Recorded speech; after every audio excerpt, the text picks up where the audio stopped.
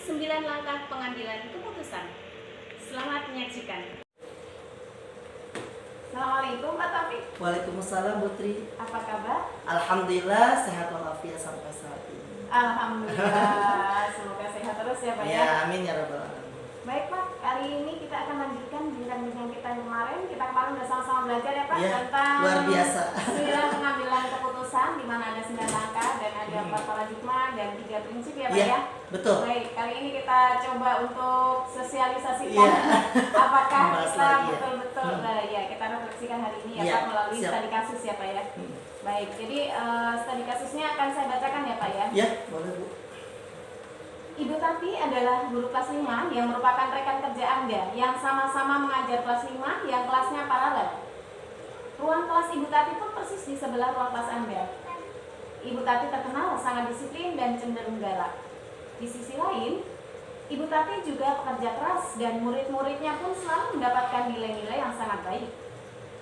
Sebagian murid-murid sangat takut kepada Ibu Tati dan sebagian lain bisa menyesuaikan diri. Kepala sekolah Anda dan orang tua juga sangat menghargai Ibu Tati. Suatu hari, Anda mendengar tangisan seorang murid dan pergi keluar untuk melihat asal suara tangisan tersebut.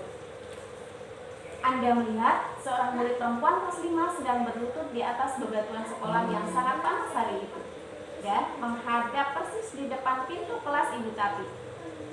Anda melihat Ibu Tati tampak tidak menghiraukan suara tangisan muridnya dan tetap mengajar seperti biasa. Namun, Anda bisa melihat bahwa beberapa murid di kelas itu mencoba untuk mencuri pandangan keluar kelas melihat temannya yang sangat menangis dan berlutut di terik matahari. Jadi temannya curi-curi pandang gitu ya. Oh iya, biar ibarat mengalihkan gitu. Betul ya. Nah, apa yang Anda harus lakukan? Apakah guru lain dapat menginterupsi di mana saat itu ada guru lain yang memiliki wewenang atas kelas yang dipimpinnya? Dalam kondisi ini apa yang bisa Anda lakukan? Dapatkah Anda menginterupsi? Mengapa dan bagaimana? Luar biasa ini ya. Studi kasusnya sudah mungkin dari dunia pendidikan pasti ada ya. Mungkin beberapa sekolah atau beberapa lembaga pasti ada studi kasus yang serupa dengan itu. Betul, Nah, untuk ya, menyikapi ini mungkin jarak pandang saya bahwasanya seperti itu adalah apa ya? Jadi seorang guru sebenarnya tidak hanya mendidik seorang siswa itu dengan intelektualnya saja, tapi bagaimana dia bisa menyentuh karakternya, menyentuh psikologinya. Nah, dan yang dilakukan Ibu Tati tadi itu sangat fatal dalam dunia pendidikan. Tapi tadi ada yang luar biasa yang menariknya tadi apa? Dihormati. Ya, jadi orang tua murid dan kepala sekolah sangat kagum jempol sama Bu Tati karena banyak berprestasi ya. Murid-muridnya banyak berprestasi gitu. Iya, iya. Tapi di sisi lain dia juga killer. Oh iya, luar biasa ya. Ini mungkin emang fenomena bagi seorang pendidik dan peserta didik. Jadi kadang menyikapi hal yang seperti tadi itu mungkin adalah cara yang salah ketika seorang pendidik harus memberikan sanksi yang notabene berlebihan untuk seorang anak di tingkat SD. Ataupun kita bisa lihat dari segi kesalahan yang diperbuat si anak tersebut. Apakah sangat fatal, apa sedang saja, atau ringan seperti itu. Bapak setuju tidak dengan Bu Tati seperti itu? Tidak. Kalau saya sendiri, kalau misalkan saya pada waktu itu lagi mengajar, otomatis saya akan beri sanksi yang mungkin lebih mendidik lagi, yang memberikan si anak itu bukannya tidak mengikuti pembelajaran, tapi si anak tuh bisa jera dengan kesalahannya, dan kita juga memberi sanksi dengan apa yang dimampu siswa gitu, tanpa harus ada yang rasa sedih, menangis, kesakitan dan sebagainya. Iya, baik. Kembali kepada perbincangan kita kemarin, kita sudah bahas ya Pak ya. Iya. Nah, kita lihat dari kasus yang kemarin kita kaitkan ke hari ini. Ke hari ini ya, luar biasa ya. Iya. 9 langkah kemarin adalah apakah nilai-nilai yang saling bertentangan dalam studi kasus tersebut? Ada nggak nilai-nilai yang bertentangan? Pertama, nilai jiwa gurunya, ruh sebagai guru, kode etik guru, bahwasanya ketika di dalam kelas di jam pembelajaran, otomatis hak untuk siswa mendapatkan ilmu, hak siswa untuk mendapatkan perlindungan, hak siswa untuk mendapatkan bimbingan moral, bimbingan kasih sayang itu diperlukan seorang guru. Dan itu saya ketika berarti apa ya, ketika jam pembelajaran itu otomatis ada siswa yang merasa ibaratnya tidak menerima ataupun menangis karena kesakitan atau di bawah terik matahari yang luar biasa panas, sedangkan mungkin dalam keadaan itu sakit atau seperti itu, kita tidak tahu. Berarti ada nilai yang bertentangan ya Pak ya di sini. Betul, ya. ada. Fakta yang terjadi tadi bagaimana Pak faktanya? Faktanya tadi ada si murid itu terduduk di batu yang panas. Kita bayangkan jam pembelajaran matahari ya. Iya, kita bayangkan itu jam istirahat, setelah istirahat mungkin ya. Karena kan terik matahari udah mungkin waktunya setelah istirahat atau sebelum istirahat kan sudah terik matahari. Nah iya, mungkin dia terasa panas atau malu kan kita tidak tahu. Sedangkan di situ dia sendiri. Nah di faktanya di situ semua siswa mengalihkan bagaimana si guru Bu Tati ini mengajak si siswa itu untuk belajar kembali, tapi diacuhkan seperti itu. Mungkin Anda terbesit kepada anak-anak yang di kelas juga mungkin kayak gitu ya. Seperti itu. Jadi di sini yang terlibat adalah Bu Tati, murid dan Pak Topik ya. Ketika itu ya. Oke, ya. Sekarang kita masuk kepada pengajuan benar dan salah ya. Iya, siap. Iya. Kita uji pengujian benar dan salah. Apa ada aspek pelanggaran hukum dalam situasi tersebut? Nah, ini namanya uji legal Pak ya. Uji legal. Iya, biasanya kalau hukum ya, udah ke jalur hukum ya. Biasa ya. Ya, ini ada pelanggaran hukum nggak dalam situasi tersebut Pak? Kalau secara kode etik mungkin ya, cara hukumnya mungkin kekurangan dari rasa empati seorang guru itu yang minim di situ. Dia hanya mempatok siswa itu bagaimana pintar, bagaimana bisa, sedangkan dia tidak merangkul dalam dalam jiwanya. Kita tidak bisa Bu Tati ini hanya bisa transfer knowledge, tapi untuk mentransfer kasih sayang dari intrinsik. Sedangkan tugas kita sebagai pendidik ya kan, dari wali murid ke kita otomatis kan gimana biar si anak itu nyaman di sekolah ya kan, dengan fasilitas yang ada tanpa terpenuhi seperti itu.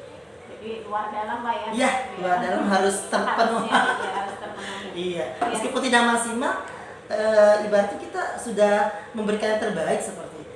Iya. Kalau tadi adalah uji legal, sekarang pada uji regulasi nih. Apa ada pelanggaran peraturan terkait kode etik seorang guru gitu, dalam hal ini profesi kan sebagai guru? Dalam saya teringat ya Bu ya, waktu pertama kali saya mengajar itu ada kepala sekolah memberikan wejangan kepada saya bahwasanya ketika mengajar itu di dalam murid dalam satu kelas itu berbeda.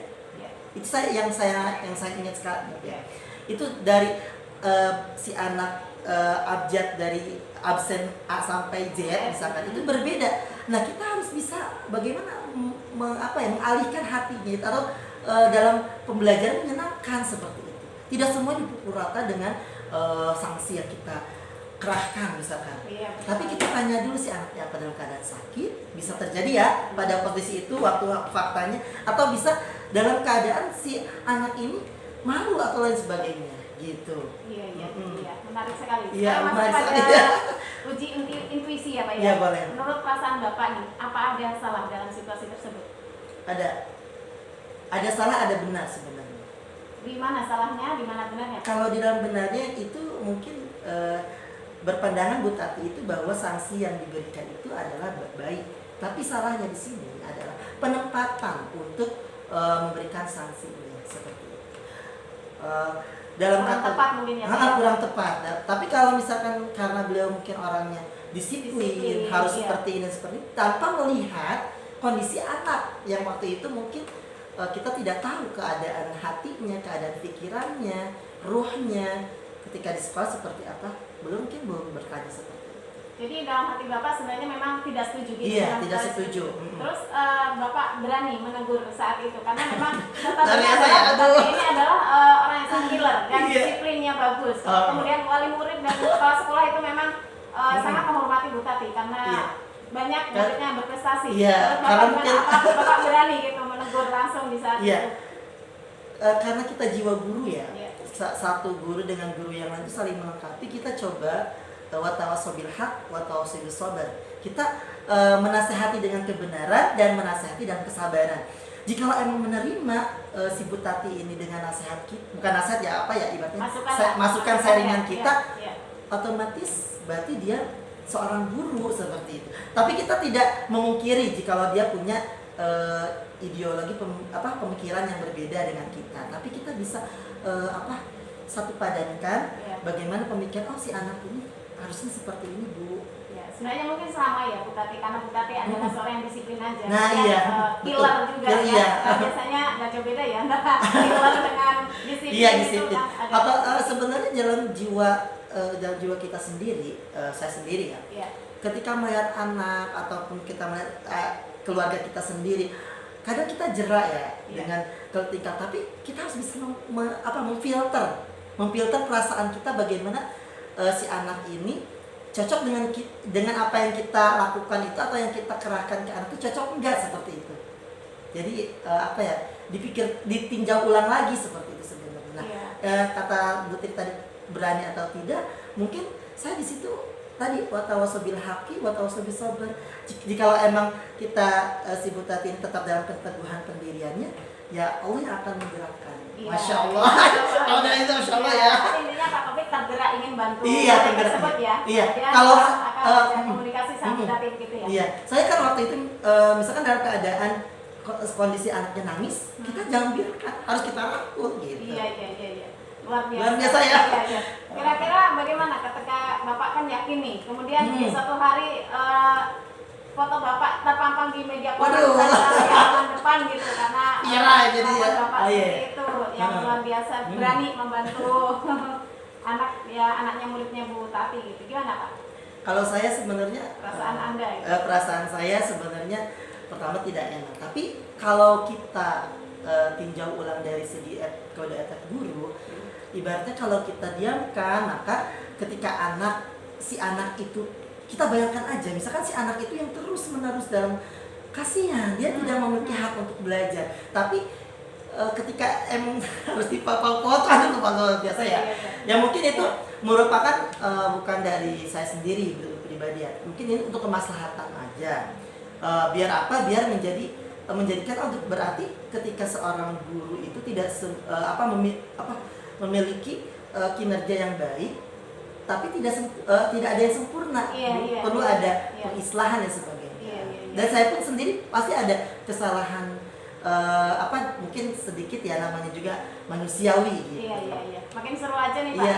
Kira-kira keputusan apa yang akan diambil oleh panutan atau idola Bapak gitu? Apakah akan mengikuti seperti Bapak gitu? Aduh, kalau saya jauh dari sempurna ya Bu ya. Mungkin kita lihat aja, kadang di sekeliling kita juga ada ya dari figur untuk menjadikan kita semakin baik, figur kita menjadi insan atau guru pendidik yang berprestasi dan memberikan torehan ilmu yang baik untuk peserta didik. Mungkin kita akan lihat tinjau ulang kepada guru-guru yang sudah biasanya suka ada ya, kita lihat yang disiplinnya bagus, ke anak-anaknya juga pengayomannya luar biasa, disiplin waktu dan luar biasa. Mungkin patokannya seperti itu Bu. Mungkin Bu Tati juga kayak kita memang bagus ya untuk disiplinnya. Cuman kita tinjau ulang dari segi pengayoman dari karakter. Kembali kepada bahwa pendidikan itu harus merdeka ya. Anak harus merdeka belajar. Nah, gurunya juga sudah merdeka. Masya Allah, luar biasa. Itu yang harus PR sebenarnya, PR dari seorang guru dan saya sendiri. Itu yang memberikan bisa menciptakan merdeka belajar buat anak ya. Iya, kita juga. Gurunya juga harus merdeka ya. Luar biasa. Baik Pak, kita lanjutkan ya Pak. Sekarang kita masuk pada paradigma. Kemarin kita sudah belajar ya tentang paradigma. Paradigma mana yang terjadi pada situasi dilema itu? Apakah individu lawan masyarakat atau rasa keadilan lawan rasa kasihan? Kebenaran lawan kesetiaan atau jangka pendek vs jangka panjang? Menurut saya yang kedua ya Bu. Keadilan vs kasihan. Keadilan, kasihan di sini bukan berarti kasihan karena kekurangan kayak kita kayak kita dalam kondisi pada kasus Bu Tati tadi Pak. Ya maksudnya kasihan di sini bukan si anak itu karena berkebutuhan khusus, paham ya Bu ya? Kasihan ini karena ketika kita melihat seperti itu, otomatis kita kasihannya bukan dari itunya, tapi masa depan anaknya. Iya. Gitu. Keadilannya adil. Keadilannya di sini mungkin si siswa yang misalkan kita bikin peraturan seperti ini, bagi siswa yang ini akan dijebol dan sebagainya. Tapi kita lihat dulu, bisa tanya dulu. Nggak semua itu ketika kita kasih iqab atau sanksi, si anak itu nerima atau tidak. Apa bisa dengan yang lain? Gitu, seperti itu. Ya, disitulah terkadang kita dilema ya Pak Iya, ya. dilema banget seorang. Kadang pendidik seperti itu. Bahkan ada wali murid kadang ya, Iya. yang kita bisa, Pak, kok anak saya diginiin, kok anak saya diginiin gitu. Nah, betul sekali. Betul Seperti itu. ketika di dalam kelas juga misalnya ada murid-murid Betul. kita yang satu sudah selesai, 5 orang belum selesai, itu juga dilema ya. Iya, betul. Kita harus bagaimana mengambil keputusan. Iya, luar biasa. Iya. Kita belajar lagi nanti ya Pak Iya, ya. insya Allah. Baik, kita masuk ke dalam prinsip ya Pak ya. Prinsip dilema etika itu ada 3. Berpikir berbasis peraturan, berbasis rasa peduli, dan hasil akhir. Kira-kira mana Bapak? Atau 3-tiganya, atau 2, atau barangkali salah satu? Kalau menurut saya ketiga-tiganya itu udah termasuk dalam lingkup ya semuanya. Karena apa? Jikalau satu tidak ada, Tidak akan balas tidak ya. akan tidak akan kelar gitu, Iya. tidak akan beres dari Iya. masalah tadi gitu. Iya. Makanya harus ada klarifikasi yang bagus dari apa namanya? Tadi 3. Iya, ketika berprinsip pada peraturan bagaimana? Prinsip. Saya mungkin peraturan Bu Tati oke memang disiplin, tetapi bagaimana pandangan Bapak? Salah apa benar gitu? Kalau dalam konsepnya itu benar, cuman dalam konsep ininya Bu, memberikan ke anaknya itu pelayanan ke anaknya. Iya, Itu yang kurang dari situ. Iya. Mungkin bisa didiskusikan kembali Iya. nanti gitu ya. Kemudian pada rasa peduli. Rasa peduli, iya. Rasa peduli bagaimana ya Bapak? Peduli pada anak terhadap Jadi, kasus tersebut. Sebenarnya si guru ini tetap dia mengajar dalam kondisi anak menangis. Apakah itu jiwa seorang guru ketika ada seorang anak menangis dalam kondisi belajar? Ya harusnya kita harus kita kenapa nak? Kenapa gitu ibaratnya apa kita cari tahu apa ada tinjau ulang buat sanksinya dan sebagainya. Itu kurang peduli dan kurang peka. Iya. Tapi Dan kembali tadi mungkin kan memang beliau, disiplin ya. nah di situ dia hanya terus belajar, ya kan, terus mengajar, otomatis dia hanya menginginkan knowledge-nya aja, bagaimana biar tersampaikan tanpa memberikan rasa empati kepada siswa-siswinya seperti itu. Iya Pak, iya. Kemudian ketika pada hasil akhir ya, masuk hasil ke akhir. psikologinya ya. Iya, betul banget Putri, itu dari psikologi anak akan terganggu dari situ. Iya. Dia akan mungkin dari saya nggak mau sekolah lagi Bu. Betul. Jadi beban ya. Beban. Iya. Saya di sekolah juga jadi apa ya, kesannya nggak nyaman si anak itu. Tapi bagaimana era sekarang ini, zaman sekarang itu gimana pendidikan itu yang dengan segala fasilitas yang ada kita torehkan buat anak. Nah, dibantu juga dengan kitanya, tidak hanya fasilitas ilmu yang banyak, tidak hanya dengan Tapi buku-buku yang karakter banyak. juga diperlukan yang. Betul. Iya. Terutama dari seorang guru yang mengajar ketika itu. Iya. Ketika melihat itu mungkin bagi siswa yang ada di kelas dia kan curi-curi pandang ya Pak. Iya, betul yang tadi. Mungkin itu juga bisa membunuh karakter ya. Artinya ketika Iya. memang dia harusnya punya empati, cuman karena ketidakberanian dia dengan Bu Tati. Oh iya, luar biasa ya betul. Dan itu ketika berlanjut mungkin akan menjadikan rasa cuek gitu ya Pak. Iya, Tidak punya betul. rasa empati ya. Iya. Sedangkan ketika kita apa ya, ibaratnya ketika kita melihat keadaan seseorang dalam terpurukan, bahkan kita aja suka kenapa murung dah gitu kan, kenapa ada apa. Nah harusnya seorang guru menanyakan, itu yang terbaik. Apalagi ketika mungkin di rumahnya lagi dimarahin, habis apa namanya, kayak kita moodnya Jadi moodnya iya ya. gitu. Di sekolah seperti itu. Iya. Jadi Iya. capek Sampai ngerasa banget ya. Iya. Iya. Baik, kita lanjut Pak kepada Iya. intrilema ya. Iya, Intrilema itu investigasi opsi trilema. Menurut Bapak apa tuh kasus tersebut? Menurut saya dalam konteks keyakinan saya dalam apa ya ibaratnya untuk Ambil keputusan. membuat keputusan itu sangat tidak baik bagi seorang pendidik, dan yang harus dilakukan pada saat itu adalah bagaimana si anak itu tetap dapat sanksi karena bersalah, tapi kita harus bisa menempatkan dari psikologi anak ketika kita sanksi gitu. Apakah berakibat fatal atau berakibat baik bagi siswa? Masalahnya apa gitu.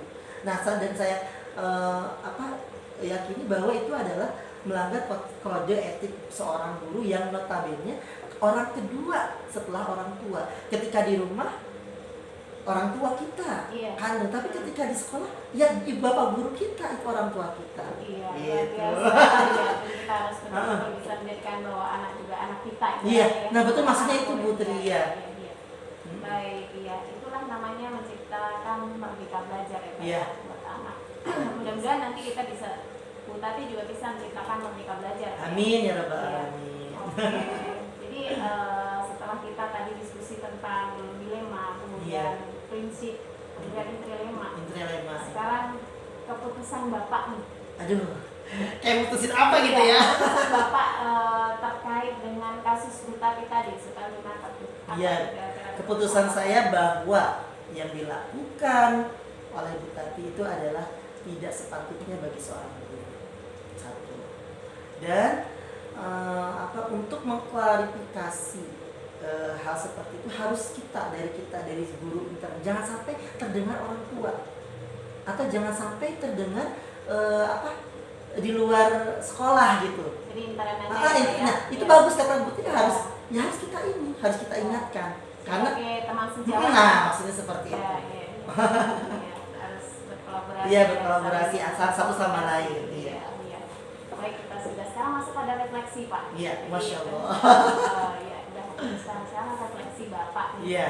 terkait dengan studi kasus tersebut, kira-kira apa? Kalau refleksinya mungkin seperti ini. Setiap apa yang dilihat seorang murid kepada atau peserta didik kepada pendidik itu mencerminkan bagaimana kita dalam bersikap ketika mengajar. Jadi pandangan murid ketika kata tadi Ibu, gurunya sangat ditakuti. Mungkin seorang siswa merasa ketika diajar atau merasakan sanksinya atau sebagainya itu, seperti ini loh Bu gurunya. Nah, kita kembali kepada ruh jihad seorang guru bahwa kita mencerdaskan anak, tidak hanya mencerdaskan intelektual tapi emosionalnya, keadaan jiwanya, psikologinya seperti itu. Iya, seperti kalau dalam filosofi pendidikan KHB ya, diajari Bantoro itu guru adalah panutan gitu ya.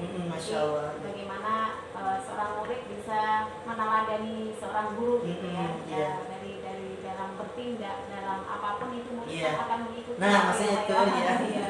Dan refleksinya itu ketika kita memberikan ikom atau sanksi, kita harus tinjau ulang. Iya.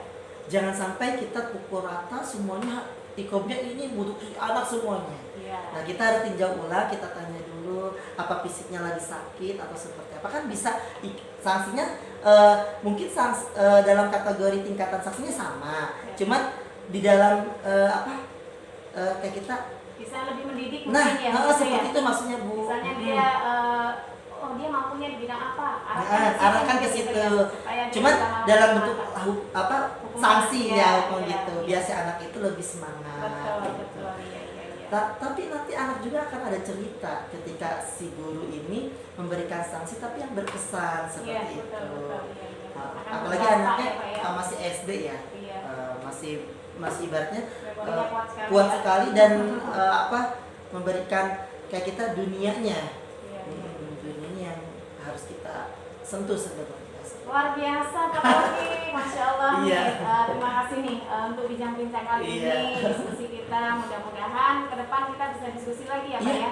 Insya Allah Bu, insya Allah kita luangkan Sama-sama waktu memajukan bangsa ya, Iya. kita untuk mencari solusi Amin. bagaimana dalam pengambilan keputusan kita sebagai pemimpin pembelajar. Allah.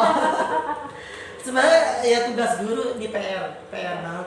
Kadang saya juga harus ada masukan maka itu penting Bu, introspeksi dari guru ke guru. Nah makanya alhamdulillah di lembaga kita ada sharing guru antar guru, Iya. bagaimana berarti catatan kita seperti ini, harus Iya. seperti ini. Saling Nah itu beri umpan sebenarnya balik itu ya. klarifikasinya Bu, mungkin jalannya seperti itu. Iya.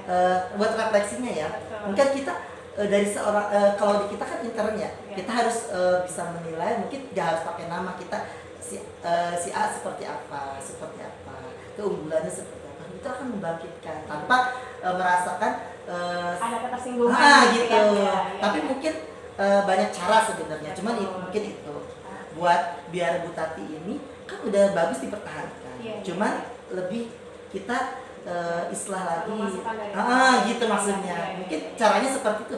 Kalau kata Ibu, kalau memang kita takut, kita bisa seperti itu. Kita kan adakan muhasabah bersama dalam kolaborasi dalam segi kayak kita mengajar seperti apa, tanpa menginikan menjat orang jelek ya, tapi ini ibaratnya buat pembelajaran. Nah, dan ini sangat luar biasa. Dan harus saling menerima Iya. Oke. Terima kasih Bapak sudah meluangkan waktunya. Ini juga luar biasa Putri yang sudah memberikan konsep yang luar biasa dalam pendidikan, dan ini merupakan harusnya seorang guru harus seperti apa, dan itu Putri luar biasa. Masukkan masuk guru penggerak ya Pak. Iya, insya Allah. Iya. Baik, terima kasih Pak. Iya. Mudah-mudahan kita selalu diberi kesehatan. Jangan lupa bahagia Iya, Pak. siap. Bahagia dan senantiasa selalu diberi kesehatan. Amin. Semangat selalu. Iya. Assalamualaikum. Waalaikumsalam warahmatullahi wabarakatuh.